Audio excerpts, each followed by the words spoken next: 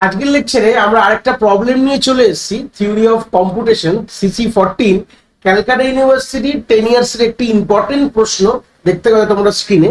এই প্রশ্নটি আজকে ডিসকাস করব, খুবই ইম্পর্টেন্ট।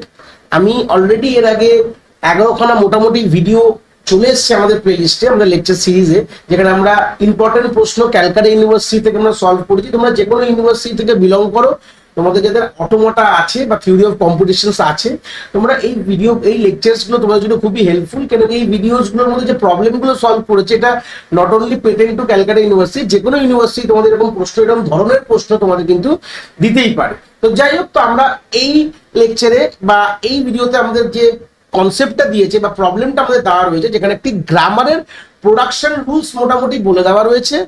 আমাদের এখান থেকে বার করতে হবে কি কি ল্যাঙ্গুয়েজ বা ল্যাঙ্গুয়েজের ডেফিনেশনটা তোমাদের এখানে find the language generated by the grammar, মানে আমাদের ল্যাঙ্গুয়েজের ডেফিনেশনটা আমাদের এখান থেকে বলতে হবে। এর আগের ভিডিওটাই মোটামুটি যারা এখনো কনসেপ্টটা দেখোনি, আমি বলবো ওখানে আমি এই ভিডিওর এন্ড স্ক্রিনে দিয়ে দিতে পারবো, তোমরা দেখতে পারো, বা আমরা আই বাটন আমি প্রোভাইড করে দেবো, তোমরা সেটাও দেখতে পারো।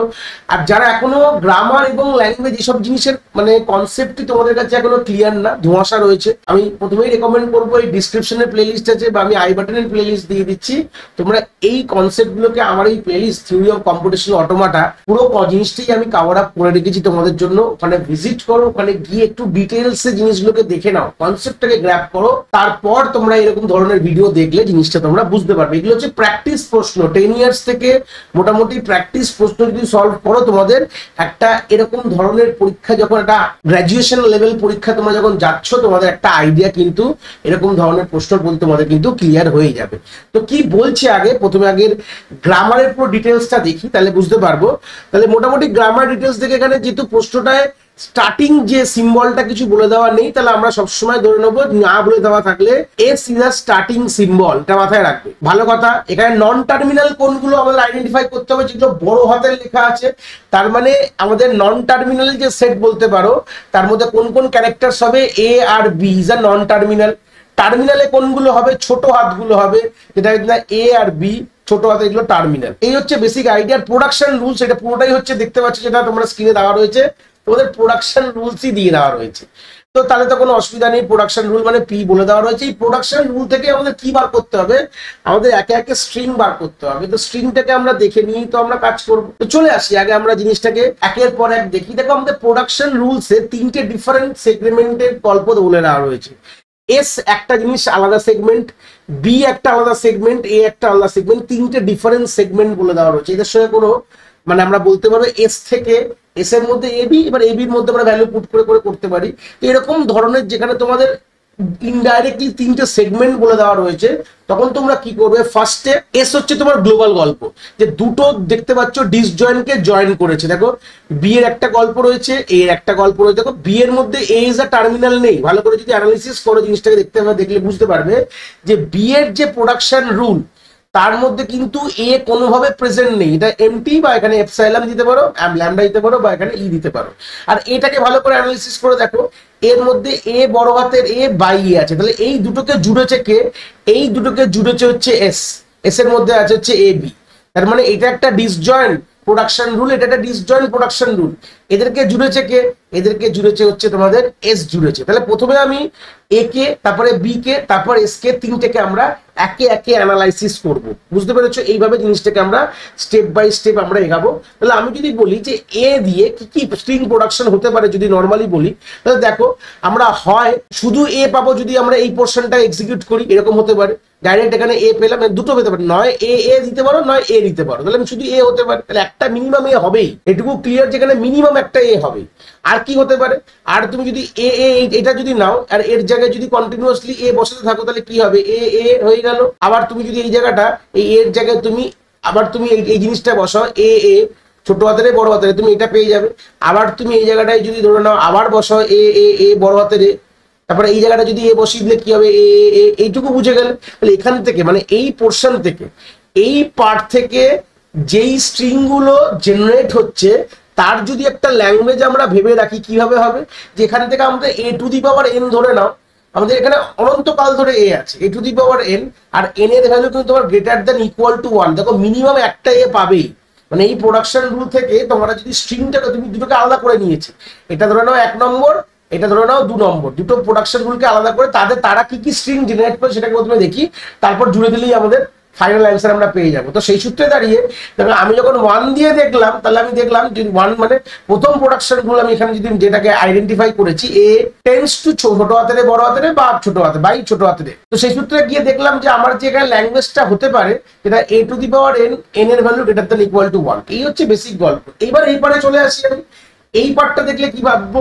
এবার দেখো এই জায়গাটা আমি যদি এবার বি এর ক্ষেত্রে কথা বলি, তা বি এর ক্ষেত্রে হয় আমাদের সব থেকে মিনিমাম স্ট্রিং কি হবে, দেখো বাইতে এমটি আছে, তাহলে MT is the minimum string. এটুকু তো ক্লিয়ার হয়ে গেলে তোমরা দেখেই বুঝতে পারছো।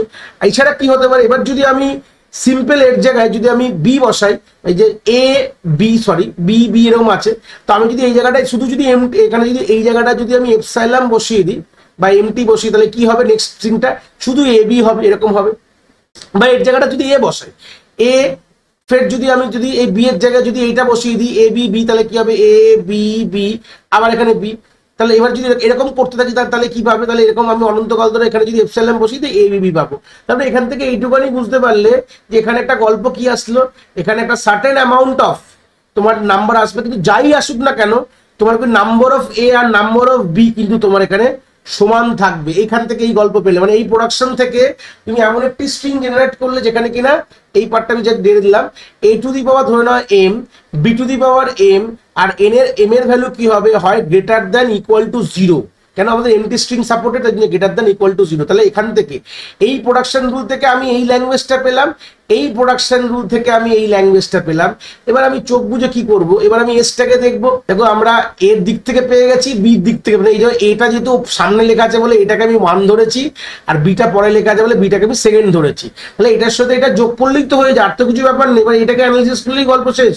আমরা সিম্পল কি করে কনক্যাট করে দেবো, যেহেতু এখানেও কনক্যাট আছে না, S tends to A B আছে, তো কনক্যাট করো, তাহলেই তো হয়ে গেল। দুটোকে কনক্যাট করো, তাহলে কনক্যাট করলে কি আসছে, আমরা সিম্পল লিখলাম এ টু দি পাওয়ার ল্যাঙ্গুয়েজের ডেফিনেশনে A to the power N, A to the power M, B to the power M হয়ে গেল। এবার এখানে যে কন্ডিশনগুলো দিতে হবে, এন এর value greater than equal to 1 আর এম এর ভ্যালু তোমার গ্রেটার দ্যান ইকুয়াল টু 0 হয়ে গেল।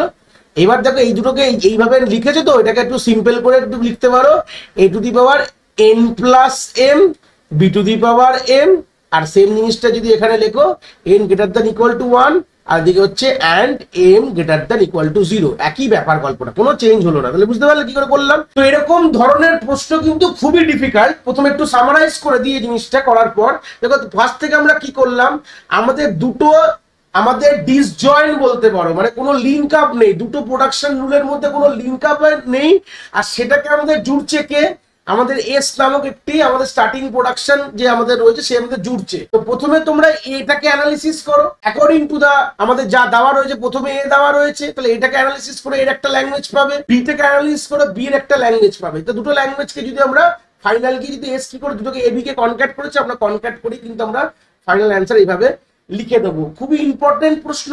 এবছর যারা 2024-এ বসছো পরীক্ষায়, তোমরা এরকম ধরনের প্রশ্ন পেতে পারো, খুবই ইম্পর্টেন্ট। এবং এর পরবর্তীকালেও যারা পরীক্ষায় বসবে, এটা যখন যে ভিডিওটা যেহেতু এর পরবর্তীকালেও যারা দেখবে, সামনে যে পরীক্ষার পরেও যারা দেখবে, তাদেরও কিন্তু এরকম ধরনের প্রশ্ন কিন্তু তোমরা পরীক্ষায় পেতে পারো। যে কোনো পরীক্ষায়, নট অনলি ক্যালকাটা ইউনিভার্সিটি, যে কোনো পরীক্ষায় তোমরা যেরকম ধরনের, যেটা গেটও হতে পারে, নেটও হতে পারে, এরকম তোমার যে কোনো ইউনিভার্সিটির পরীক্ষায় কিন্তু এরকম ধরনের প্রশ্ন কিন্তু খুবই ইম্পর্টেন্ট। তো এই ছিল এই প্রবলেমটা একটি সুন্দর অ্যান্সার। আশা করি কনসেপ্ট তোমরা এখান থেকে খুব ভালো করে বুঝতে পেরেছো। যদি ভিডিওটা ভালো লেগে থাকে অবভিয়াসলি একটি লাইক করো, আর বন্ধু বান্ধবের সাথে শেয়ারও করো যাদের সত্যিই দরকার এরকম ভিডিওর। আর হ্যাঁ, অবভিয়াসলি চ্যানেলে নতুন হলে চ্যানেলটাকে সাবস্ক্রাইব করে দিও এবং বেল আইকনটিকেও প্রেস করে দিও, তাহলে এরকম নতুন নতুন ভিডিওর নোটিফিকেশন তোমরা সবার আগে পেয়ে যাবে। তোমাদের এক একটি লাইকে আমি অনেকটি মোটিভেশন পাই, আমি ফিউচারে এরকম ভিডিও আরো তোমাদের যেগুলো দরকার আমি অবভিয়াসলি নিয়ে আসার প্রচেষ্টা রাখি। তোমাদের যদি কোথাও কোনো ডাউটস হয় তাহলে ভিডিওর কমেন্ট সেকশনে অবভিয়াসলি আমাদের জানাতে পারো, আমি সেইগুলোর সমাধান অবভিয়াসলি করার চেষ্টা করব। তোমাদের যদি মনে হয় স্পেশাল কোনো টপিক আছে যেটা নিয়ে ভিডিও বানালে তোমাদের সুবিধা হবে, সেটাও তোমরা আমায় জানাতে পারো এই ভিডিওর কমেন্ট সেকশনে লিখে। অবভিয়াসলি চেষ্টা করব ফিউচারে সেই টপিকগুলোকে নিয়ে ভিডিও বানানোর কথা। সবাই ভালো থেকো। আর হ্যাঁ, আবার দেখা হচ্ছে নতুন একটি ভিডিওর সাথে।